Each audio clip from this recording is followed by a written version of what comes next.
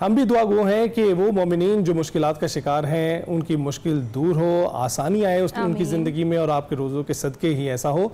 اور آپ نے ہی دیکھا ہے کہ عموماً اسی وقت خدا تعالیٰ یاد آتے ہیں جب ہم کسی مشکل میں ہوتے ہیں۔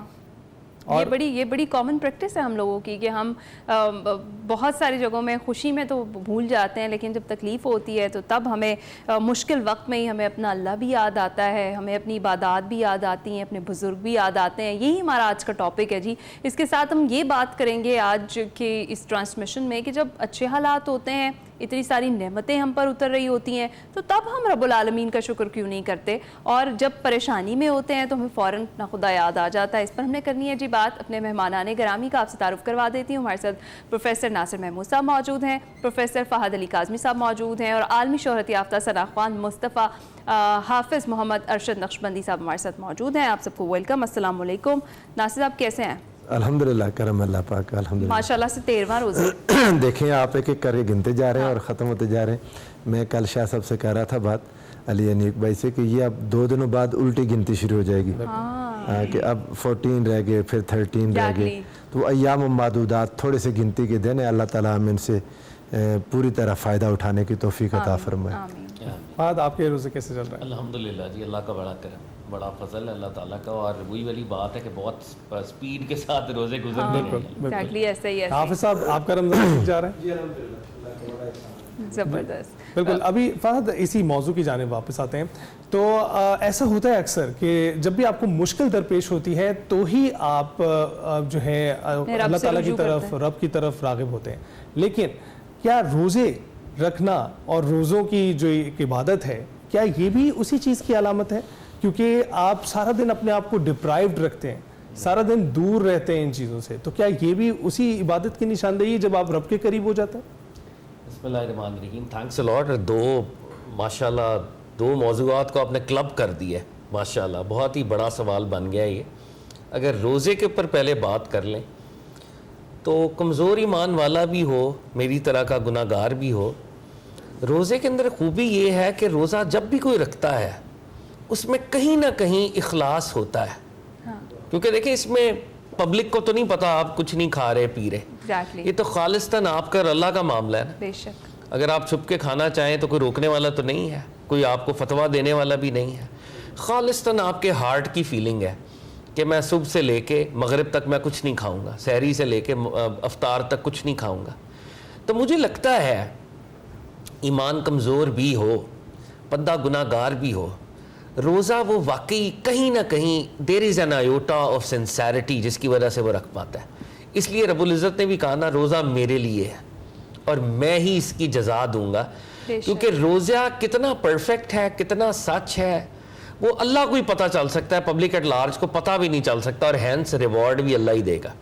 اچھا، جو بڑا سوال ہے جس کے اوپر آج کی ہم نے کانورسیشن شروع کرنی ہے، دیکھیں ہم اللہ تعالیٰ کو راحت میں بھول جاتے ہیں، امتحانوں میں یاد کرتے ہیں، آیت کریمہ کا ورد شروع ہو جاتا ہے، دعائیں پڑھی جاتی ہیں اور آج پوچھے جاتے ہیں، سو آن اینڈ سو فورتھ۔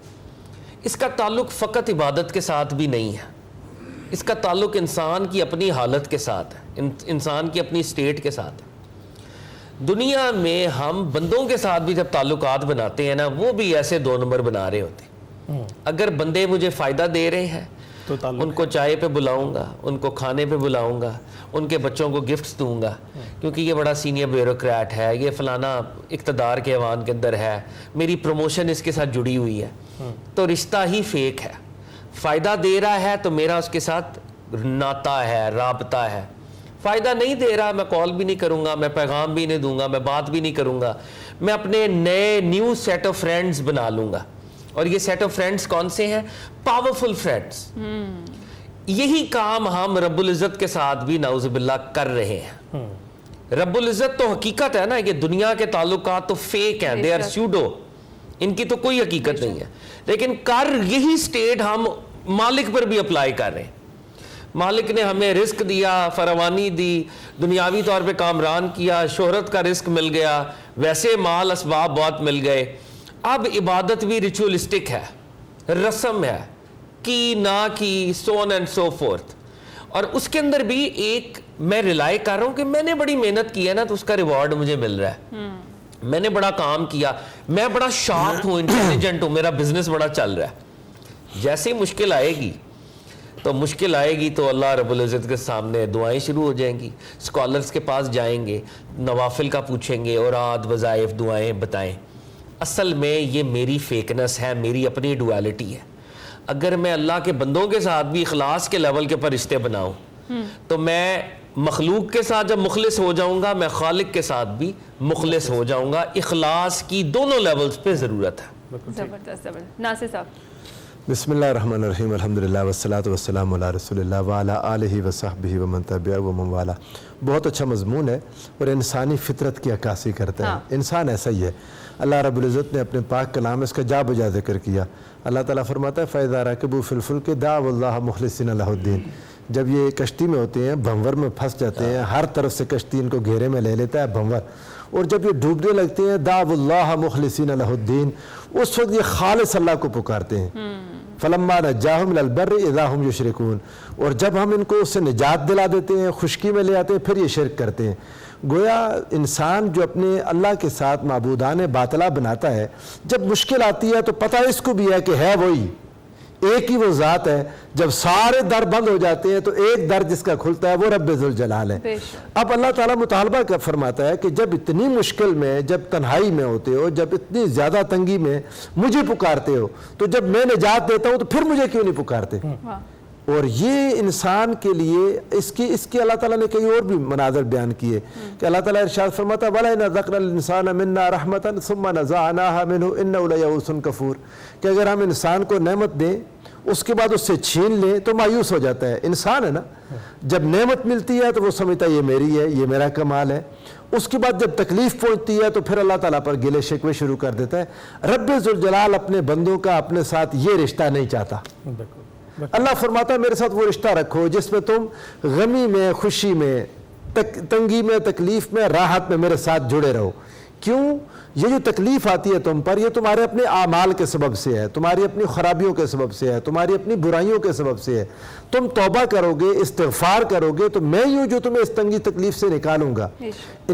انفرادی سطح سے لے کر اجتماعی اور قومی سطح تک جب بھی مشکلات آتی ہیں اس کے پیچھے ہماری اپنی نیگلیجنس ہوتی ہے. قرآن پاک کہتا ہے, اللہ تعالیٰ نے ارشاد فرمایا وَضَرَبَ اللَّهُ مَثَلًا قَرْيَةً كَانَتْ آمِنَةً مُطْمَئِنَّةً يَأْتِيهَا رِزْقُهَا رَغَدًا مِّن كُلِّ مَكَانٍ.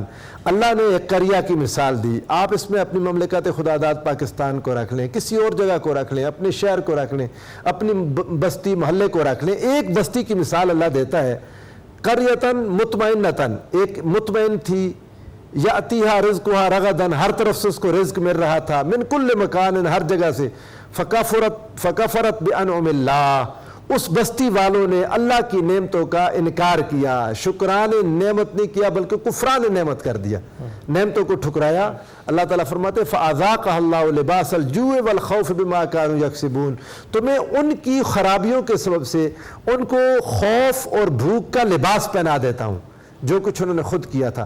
ظہر الفساد فی البر والبحر بما کسبت اید الناس. اللہ فرماتا ہے یہ جو زمین میں اور سمندر میں یہ جو فساد پیدا ہو جاتا ہے, یہ سطح سمندر میں اور زمین کے اندر, یہ انسانوں کے اپنے ہاتھوں کا کمایا ہوا ہے. جس تکلیف میں انسان بسا اوقات انسانوں کے مختلف پھر درجات ہیں. آگے قرآن مجید نے ان کو بیان کیا کہ کچھ تو وہ ہیں جو پھر اللہ کو یاد کرتے ہیں, جو ہی آسانی آتی ہے تو پھر بھول جاتے ہیں. کچھ ہیں جو اس مشکل میں بھی اللہ رب العزت کو جب تک کوئی دروازے آخری ایک دو دروازوں کھٹکھٹاتے رہتے ہیں, کبھی ایک کے پاس, کبھی دوسرے کے پاس, کبھی تیسرے کے پاس, اور اللہ کی طرف نہیں آتے. رب ذوالجلال نے یہ جو دنیا کا ایک نظام بنایا ہے اس میں تنگی اور تکلیف آتی ہے, وہ دور بھی ہوتی ہے اور اللہ دور کرتا ہے. جب قرآن مجید کیا ہے مبارکہ نازل ہوئی, میں آخری بات عرض کرتا ہوں اس ٹاپک پر.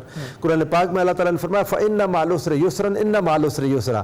بے شک ہر تنگی کے ساتھ آسانی ہے, بے شک ہر تنگی کے ساتھ آسانی ہے. عربی زبان کا ایک قاعدہ ہے, العسر الف لام لگا کے 2 بار آیا, اور یسرن بھی 2 بار آیا لیکن اس پر الف لام نہیں ہے. تو الف لام کا معنی کیا ہے؟ تنگی ایک ہے, آسانیاں 2 ہیں. آقا علیہ الصلوۃ والسلام مسکرا رہے تھے. صحابہ کرام نے پوچھا یا رسول اللہ कुर्बान जाए आपकी इस मुस्कुराहट का सबब क्या है? आका अलैहिस्सलाम ने फरमाया अल्लाह ने हर तंगी के लिए 2 आसानियां नाज़िल फरमाई। अगर वो सामने की चट्टान में तंगी दाखिल हो जाए तो अल्लाह की तरफ से आने वाली आसानी उस तंगी को चट्टान से भी निकाल देगी। इंसान के लिए रब्बे जुल जलाल आसानियां पैदा फरमाता है, लेकिन इंसान को अपने अमल पर गौर करना है कि अल्लाह से कैसा, और इसी की ज़रूरत है जी। गुफ्तगू का सिलसिला यहीं से हम वापस जोड़ेंगे। अभी हम छोटी सी ब्रेक पर जा रहे हैं। खैर रमज़ान में कुछ ही देर में वापस आते हैं।